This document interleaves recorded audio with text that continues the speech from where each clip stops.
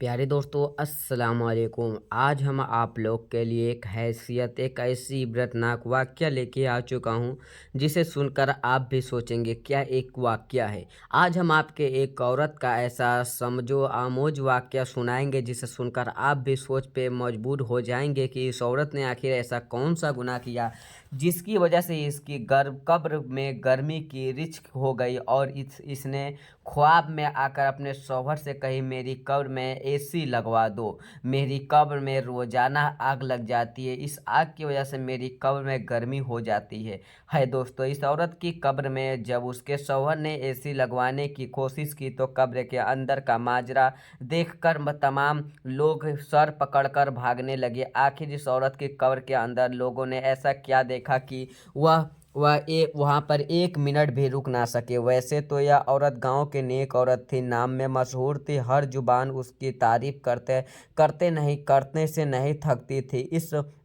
इसके बावजूद इस औरत की कब्र में आग क्यों लग गई? आखिर इस औरत ने ऐसा क्या गुनाह किया था जिसकी वजह से इसको सज़ा मिले? तो आइए वीडियो में आपसे पूरी फुल जानकारी बताता हूँ, इसलिए हमारे साथ वीडियो में आप आखिर तक बने रहिएगा।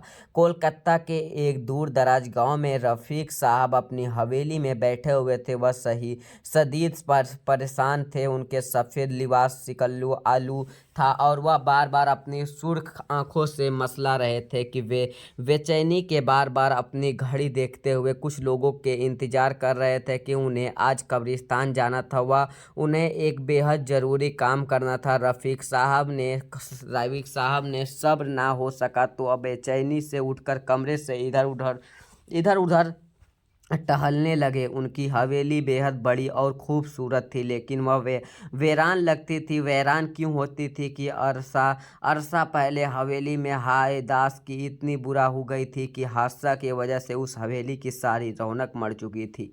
उस वक्त रफ़ीक साहब का इंतज़ार ज़्यादा तवील था। साबित हुआ था कि देर के बाद मुलाजम आकर इम्तहान दे दी कि वह बुलाए हुए वह चार खास करीदरे हाफिज हो गए। रफ़ीक साहब जल्दी से बाहर की जानिब से यूँ लपने जैसे एक लम्हे की भी देर हो जाए तो ना जाने कितना बड़ा तूफान आ जाएगा बाहर। वह चारों अरसा सर झुकाकर रफ़ीक साहब से मुतज्जिर उन्हें अपने हाथों में कुछ सामान उठा रखा था। रफ़ीक साहब ने एक गहरी नज़र उन सब पर डाली। उन्होंने हाथ में मौजूद सामान को देखते हुए उनके चेहरे पर एक सुकून की इलक़ महसूस हो गई। बोलने लगे, जल्दी चलो, गाड़ी में बैठो, हम वक्त ज़्यादा किए बगैर कब्रिस्तान में पहुँचे। पहले ही बात देर हो चुकी थी और मैं नहीं चाहता कि मजीद देर हो जाए। रफ़ीक साहब ने ड्राइवर के इशारा किया। ड्राइवर ने गाड़ी को स्टार्ट कर दिया और गाड़ी की वह चारों लोग बैठ गए और हाथ में कुछ सामान मौजूद था जिसे उन्हें अपनी गोद में रख लिया था। गाड़ी कब्रिस्तान की जानिब रवा दवा गया। ऊंचे नीचे रास्ते में गुजरते हुए गाड़ी जिस वक्त कब्र के सामने रुकी, रफ़ीक साहब की आंखों में नम हो गई। इत्तेफाक उन्हें अपनी हाथ में अपनी आंखों को साफ किया और अपनी तरह का दरवाज़ा खोलकर तेज़ी से बाहर निकल जाए। चारों तरफ खामोशी का आलम था। भारी दोपहर और सन्नाटे की कब्रिस्तान में एक तरफ में सिर्फ नहीं की गाड़ी खड़ी थी, उनके अलावा यह दूर दूर तक कब्रिस्तान में किसी भी का नामो निशान मौजूद नहीं था। मगर रफ़ीक साहब इंतज़ार बेजेर यूँ जैसे जहाँ कोई ऐसे खास हस्ती की जिसे वह मिले जाए हो। उन्होंने तेज तेज कदमों से कब्रिस्तान के अंदर दाखिल होकर चलना शुरू कर दिया। आस पास के कब्र पर एक नज़र डालने बगैर वह कब्रिस्तान में आगे बढ़ते जा रहे थे। उन्होंने पीछे उनके साथ आए हुए वह चारों अफराद भी चलते चलते आखिर तक रकीब साहब की बेचैन निगाहों की एक जगह जम गई। वह एक कब्र को देख रहे थे, एक ताज़ा बनी हुई थी कब्र के कुतबे पर रफ़ीक साहब लिखा हुआ था। वह उनकी बीवी की कब्र है। रफ़ीक साहब की आंखें में एक दफ़ा पूर्ण हो गई, लेकिन उन्होंने खुद को संभाल लिया, क्योंकि यह मजबूरन इंसान की हालिक है। उन्हें अपनी बीवी के बेहद मोहब्बत थी, लेकिन उनके बावजूद वह यहाँ अपनी बीवी की कब्र पर एक बेहद ख़ास मकसद से तरफ से आए थे। जानने थे कि कुछ वह कर रहे हैं बेहद गलत है। उन्होंने अपने करीब दोस्तों से जब इस बात की जिक्र किया तो उन्होंने दोस्तों से गोया अपनी जगह से उछल पड़ा। नाना रफ़ीक, तू यह क्या करने जा रहा है? पागल हो गया है क्या? तू जानता है नहीं कि इस काम की कितनी सिद्ध गुनाह है? क्या बीवी की मोहब्बत में इतना अंधा हो गया है, अब ऐसे गैर अखलाफी काम करेगा? रफ़ीक साहब के दोस्त सलाम का रंग सफ़ेद पड़ गया। जाहिर की बात यह है कि कुछ रफ़ीक साहब के उन्होंने कह रहा था कि उनके बर्दाश्त करने की मुसलमान की बस यह बात थी कि मगर सलाम के समझाने बुझाने पे भी रफ़ीक साहब पर कोई असर नहीं हुआ। वह अपनी बात का टला हुआ था। उन्होंने ठान ली कि जो उसे सोचा है वह कर गुजरेगा, और आज वह कब्रिस्तान में मौजूद। देर की बात की, जल्दी करो, शुरू हो जाओ। रफ़ीक साहब ने अपने साथ आए हुए लोगों को इशारा किया। वह लोग एकदम कब्र के खोदने की तैयारी में। कब्र की मिट्टी बिल्कुल पुरसुकून से खामोशी का हिस्सा बनी हुई थी। वह कब्र के आने वाले चंद लम्हों के तबाह बर्बाद होने वाली थी।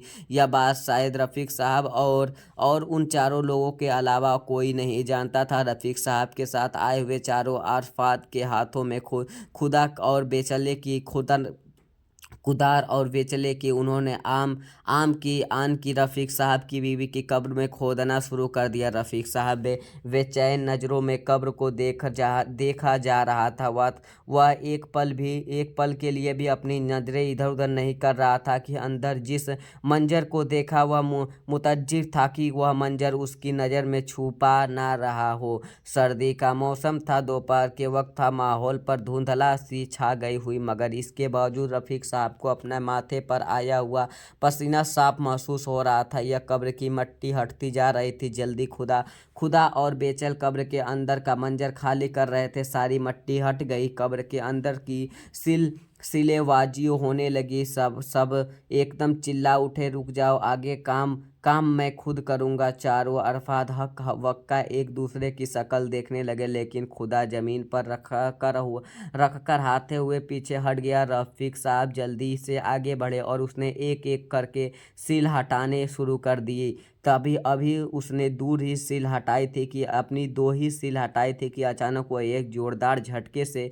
पीछे जा गिरे। क्योंकि क्या हो गया? चारों अफराद एकदम लपक कर रफ़ीक की जानिब बढ़े, लेकिन इससे पहले कि वह रफ़ीक साहब को उठा पाते, उनकी नज़र से कब्र के खुले हुए दहाने पर पड़ी। उन चारों की आंखें यकीनी से फैल गई। कब्र के अंदर से एक ऐसा हौसला मंजर नज़र आ रहा था जिसे बर्दाश्त करना किसी इंसान के बस की बात नहीं। रफ़ीक साहब के साथ आए हुए चारों अफराद में से एक शख्स थर थर कांपने लगा और देखते ही देखते वह बेहोश होकर ज़मीन पर जा गिरा। रफ़ीक साहब की फटी नज़र में पलटकर कब्र को देख रहे थे। उन्हें भी किसी भी इतनी ज़रूरी ना थी कि इस खुली हुई कब्र के पास जाते अंदर नजर आए वाले खौफनाक मंजर ना पांचों रूह फंकी गई। कब्र को बंद करो, जल्दी करो, इस कब्र को बंद करो। रफ़ीक साहब बुरी तरह से चिल्ला जा रहे थे कि हाली कब्र के अंदर उनकी अजीब जान से प्यारी बीबी लेटी हुई थी। रफ़ीक साहब के साथ आए हुए करीदा मजदूर मालिक का हुक्म मानते हुए फितरत के था। उन्होंने कपने हुए हाथों से धड़ कांपते हुए दिल के साबर ने सील इसके ऊपर रखनी शुरू कर दी गई। सील रखते हुए दूसरी कारिद भी बेहोश होकर नीचे गिर पड़ा। वह मंजर बर्दाश्त करना हर किसी बस की बात नहीं थी।